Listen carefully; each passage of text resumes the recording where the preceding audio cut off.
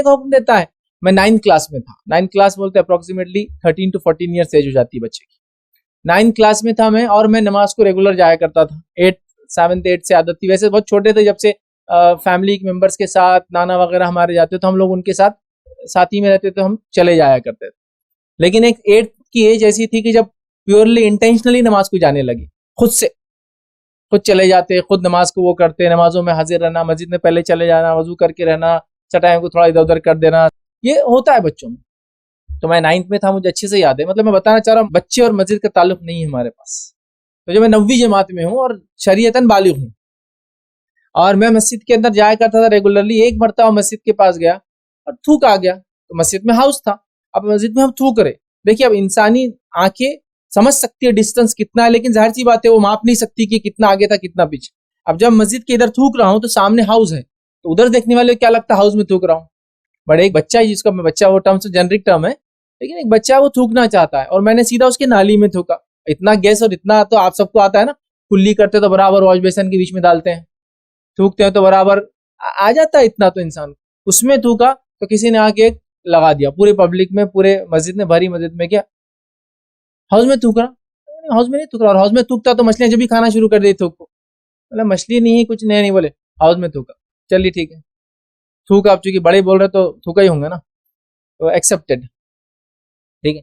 उसके बाद जो है मस्जिद में एक बार वक्त जो है नमाज का वक्त कुछ असर की 5:15 हो गया था, मस्जिद की घड़ी में 5 ही था। वो घड़ी बोले तो वो जो होता है ना एक आला जिससे खाली वो टाइम सेट कर देते 5 वाला, तो मैंने उसको क्या किया 5:15 कर दिया, सेट कर दिया बराबर, ताकि लोगों को किसी ने आके एक और एकदम बिल्कुल जन्नाटेदार जो रहता ना, हाथ क्यों लगाया, नहीं इसमें टाइम वाला, तेरा काम नहीं सही करना, क्योंकि बच्चे समझे। मस्जिद में हाउस पे वजू करते बैठे हैं, आधा वजू भी नहीं हो तो कोई आके बोलता उठ चल चल चल, बड़ों की जगह चल चल हो गया तेरा, बस बस बस बस। नमाज में खड़े हैं, कोई सामने से जा रहा है, कोई क्यों, हमारी नमाज नहीं होती, बच्चों की नमाज नहीं होती, बच्चों की सफों में से जा सकते आप नमाज के लिए आके, अव्वल वक्त में आके। जुमा के दिन 1:15 बजे जमात है, 5:45 बजे से हम आके बैठे हैं बच्चे, बच्चों की जो बनाई हुई सफ़े हैं ऑलरेडी बता दिए कि तुम पीछे रहोगे, उस सफ़ों में बैठे हैं। लेकिन अगर मस्जिद फुल होती है बड़ों से तो बच्चों को वहां से नमाज पढ़ते उठा उठा के ले जाया जाता है बाहर, नमाज पढ़ रहा हाथ खींच के बाहर, सीधा जाओ जहां जगह मिली तुम्हारा देख लो, क्योंकि वो जल्दी जल्दी आते मर्द जो बड़े लोग, चल चल चल हट, और खड़े हो गए उसकी जगह। वो देखा। फिर एक मरतबा ऐसा होगा जुमा को गए और जुमा मस्जिद में टेंट नहीं था, गर्मी के दिन थे, चप्पलों में सिर्फ जगह, कहीं और जगह नहीं, और धूप इतनी तेज कि पैर जल रहे। अब पैर जल रहे तो क्या करें, हमने चप्पलें ले ली और चप्पलों पे खड़े हो गए और नमाज चालू, तो उस पर भी एक फटका, चप्पल पे नमाज पढ़ा। तो फिर ऐसा होगा कि अल्लाह रहम करे, 9th क्लास के बाद मैंने नमाज को जाना मस्जिद में छोड़ दिया, फिर नहीं गया मैं 12वीं होने तक, क्योंकि मेरे दिल में एक नफरत बैठ गई थी मस्जिद के ताल्लुक से, एक नफरत बैठ गई थी मस्जिद वालों के ताल्लुक से, एक नफरत बैठ गई थी मौलवियों के चेहरों को देखकर कि नहीं, ऐसे लोग बदतमीज, बदअखलाक, बदकिरदार, बदजबान, बच्चों को तकलीफ देने वाले, लोगों की इज्जत उतारने वाले, और बहुत अजीबोगरीब तस्वुरात। मतलब एक मरतबा मैं हमारी एक रिलेटिव जिसको कहेंगे, एक रिश्ते की कजन बहन के साथ, जो कि वो बहुत बड़ी थी और हम छोटे थे, मस्जिद में होता है ना कुछ देने, वो रमजान में कुछ दो, इफ्तार में कुछ देने जाते, वो जाते थे। तो मस्जिद के जो जिम्मेदार थे उनका इधर आ रही, रख रे, चल भाग। तो हमको लगता था कि यार लाइसेंस टू अब्यूज, गाली देने का इनका लाइसेंस रहता मुल्ला लोगों के पास, अरी तुरी बात करना। तो हमारे नाना से पूछते थे हमको ये कब मिलेगा ये लाइसेंस अरी तुरी से बात करने का, जैसे आप हमको तो बोलते आपसे बोलना, लेकिन मौलवी साहब तो बोलते इधर आ, रख जा। ये भी कुछ नहीं, बच्चे और मस्जिद का ताल्लुक मैं बता रहा हूँ, ये सब रियल वाक़यात बता रहा हूँ, ये तो मैं अपनी आप भी थी, आप लोगों के साथ भी हुआ ही होगा, हर किसी के पास एक किस्सा होगा। मैं लिटरल बता रहा हूँ कि मस्जिद में दाखिल हो रहा हूँ, कुरान होते थे ना, कुरान सीने से लगा के वो पढ़ने जाते थे, अरबी तो पारे कुरानों को बांध के खूब ऐसा पकड़ के ले जाते थे।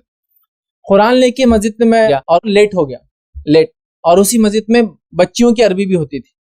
पता नहीं जहाँ इनकम का मामला आता तो वहाँ बच्चियाँ आ सकती, औरतें आ सकती, लेकिन बाकी टाइम नहीं, लेकिन यहाँ आती थी, जब चूंकि अरबी को पैसे देना पड़ते थे तो यहाँ लड़कियां भी आती थी। तो जब लड़की मस्जिद के अंदर बहरहाल वो दाखिल हुए हम, तो लेट हो गए। अब लेट हो गए तो क्या हुआ कि सबको फटके पड़े, तो हमको फटके पड़े। अब लड़के होने के नाते कैसा रहता, आदत रहती, मारो छिप छिप छिप छिप, चलो ठीक, अंदर बैठ गया। अब वो लड़की आई, तो जो अल्फाज उसने अदा किए उस लड़की के लिए, मैं आज भी सोचता हूं तो मेरे पैरों के नीचे जमीन निकल जाती। मतलब आप माँ बहन की गाली से ज्यादा बुरा तस्वर के, उसने उसकी शर्मगाह का नाम लेकर कहा कि तेरी उसमें छड़ी डाल दूंगा। सुभान अल्लाह।